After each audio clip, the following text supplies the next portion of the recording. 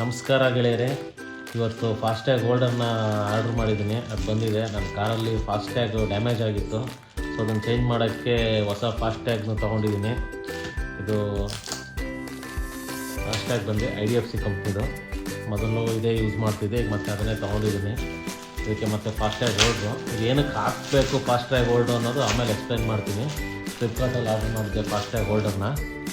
ನೋಡಿ, ಪ್ಯಾಕಿಂಗ್ ಚೆನ್ನಾಗಿದೆ.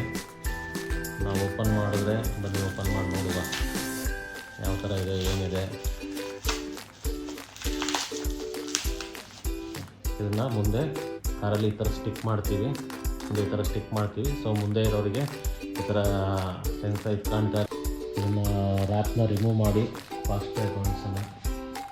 ನೋಡಿ, ಅಯ್ಯೋ ಕ್ಲಿಯರ್ ಆಗಿಲ್ಲ. ಆಮೇಲೆ ನಾವು ಕ್ಲೀನ್ ಮಾಡುವ, ಪರವಾಗಿಲ್ಲ.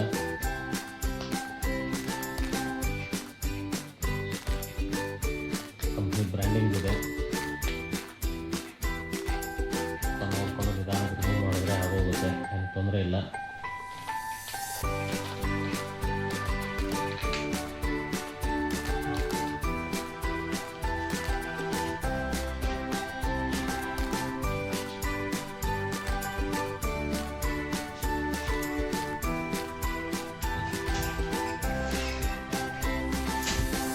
ಪುಟ್ಟಿ ಕ್ಲಿಯರ್ ಆಗಿದೆ. ಬ್ಯಾಕ್ ಸೈಡು ರಿಮೂವ್ ಮಾಡೋಣ.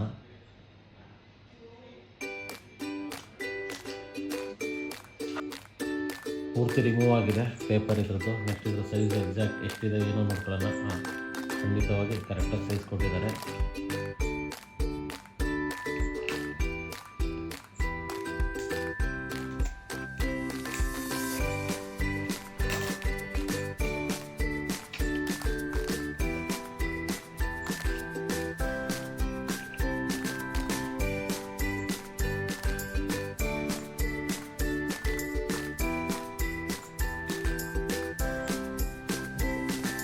ಆಗಿದೆ ಈಗ ತುಂಬ ಚೆನ್ನಾಗಿ ಫಿಕ್ಸ್ ಆಗಿದೆ. ಮುಂದೆ ಏನು ಮಾಡಬೇಕು ಅಂದರೆ ನಾವು ಈಗ ಬನ್ನಿ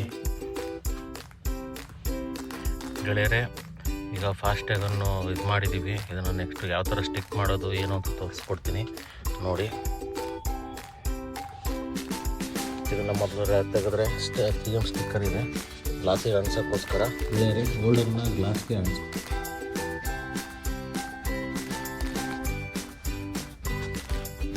ಸೊ ಇದನ್ನು ಗ್ಲಾಸಲ್ಲಿ ಎಲ್ಲಿ ಬೇಕಾದರೂ ಹಾಕ್ಬೋದು, ಬಟ್ ಇಲ್ಲಿ ನಮ್ಮದು ನೆಕ್ಸ್ಟು ಡ್ಯಾಶ್ ಕ್ಯಾಮ್ ಬರೋ ಪ್ಲ್ಯಾನ್ ಇದೆ. ಸೊ ಇಲ್ಲಿ ಬೇಡ, ಅದಕ್ಕೋಸ್ಕರ ನಾನು ಇದನ್ನು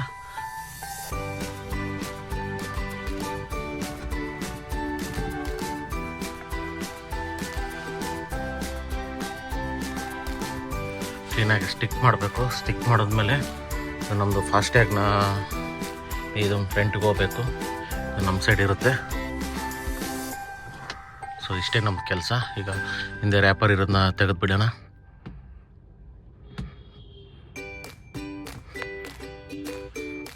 ನಾನು ಮತ್ತೆ ರಿವರ್ಸ್ ಮಾಡಿ ಸ್ಟಿಕ್ ಮಾಡಿದ್ದೀನಿ, ಯಾಕಂದರೆ ಇಲ್ಲಿ ಈ ಕಡೆಯಿಂದ ಸ್ವಲ್ಪ ಹಾಕೋದು ಕಷ್ಟ ಆಗುತ್ತೆ. ಸೊ ನಮ್ಮ ಫಾಸ್ಟ್ಯಾಗ್ ರೆಡಿಯಾಗಿದೆ. ಸೊ ಇದು ಫ್ರಂಟ್ಗೆ ಹೋಗಬೇಕು. ನೋಡಿ, ನಮ್ಮ ಫಾಸ್ಟ್ಯಾಗ್ ಈಗ ರೆಡಿಯಾಗಿದೆ. ಸ್ವಲ್ಪ ಟೈಮ್ ತೊಗೊಳುತ್ತೆ ಸ್ಟಿಕ್ ಮಾಡಿ, ಸ್ವಲ್ಪ ಗಮ್ಮು ಸ್ವಲ್ಪ ಲೂಸ್ ಇತ್ತು. ಸೊ ಈಗ ಸರಿಯಾಗಿ ಫಿಕ್ಸ್ ಆಗಿದೆ. ಬನ್ನಿ ಹೊರಗಡೆಯಿಂದ ಹೇಗಿದೆ ತೋರಿಸ್ತೀನಿ.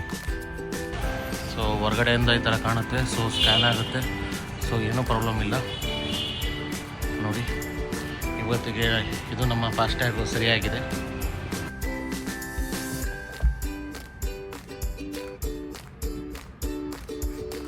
ನೋಡಿ ಗೆಳೆಯರೆ, ಫಾಸ್ಟ್ಯಾಗ್ ಹಾಕೋದ್ರಿಂದ ಏನು ಬೆನಿಫಿಟ್ಸ್ ಅಂದರೆ ನಮಗೆ ಈಗ ಸಪೋಸ್ ವಿಂಡ್ಶೀಲ್ಡ್ ಏನಾದ್ರು ಬ್ರೇಕ್ ಆಯಿತು ಅಂಥ ಚಾನ್ಸಲ್ಲಿ ಇದನ್ನು ಫಾಸ್ಟ್ಯಾಗ್ ರಿಪ್ಲೇಸ್ ಮಾಡೋದು ತುಂಬ ತಲೆನೋವಿನ ಕೆಲಸ. ಅದಾದಮೇಲೆ ಟೋಲ್ ಗೇಟ್ಗೆ ನಿಯರ್ ಯಾರು ಮನೆ ಇರುತ್ತೋ ಅವರಿಗೆ ಸರೌಂಡಿಂಗ್ ಸಮ್ ಡಿಸ್ಟೆನ್ಸ್ ಇದೆ, 2 ಕಿಲೋಮೀಟರ್ 3 ಕಿಲೋಮೀಟರ್ ಅಂತ.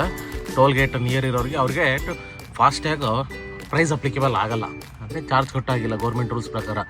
ಅವರು ಈಗ ಫಾಸ್ಟ್ಯಾಗ್ ಹಾಕೊಂಡ್ರೆ ಬೈ ಡಿಫಾಲ್ಟ್ ಅದು ಸ್ಕ್ಯಾನರಲ್ಲಿ ಸ್ಕ್ಯಾನ್ ಆಗಿ ಅಮೌಂಟ್ ಕಟ್ಟಾಗುತ್ತೆ. ಸೊ ಅಂಥ ಟೈಮಲ್ಲಿ ಇದನ್ನು ರಿಮೂವ್ ಮಾಡಿ ನಾವು ಲೋಕಲ್ ID ಪ್ರೂಫ್ನ ತೋರಿಸಿ ನಾವು ಪಾಸ್ ಆಗ್ಬೋದು. ಸೊ ಈ ಥರ ಎಲ್ಲ ಬೆನಿಫಿಟ್ಸ್ ಇರುತ್ತೆ. ಸೊ ನೀವೇ ಮುಂದೆ ಇದೇ ಥರ ಟ್ರೈ ಮಾಡಿ, ಚೆನ್ನಾಗಿರುತ್ತೆ. Thank you.